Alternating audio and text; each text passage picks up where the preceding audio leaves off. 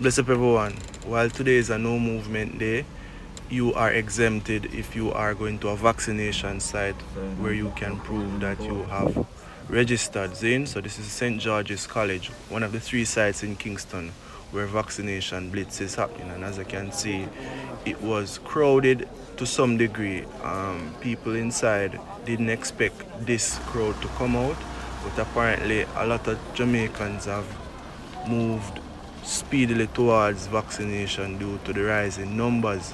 Now, it was meant to be for students and parents and teachers. However, a lot of walk-ins were present, so people walk in and register to be vaccinated. So the vaccination process is underway, and there should be another day.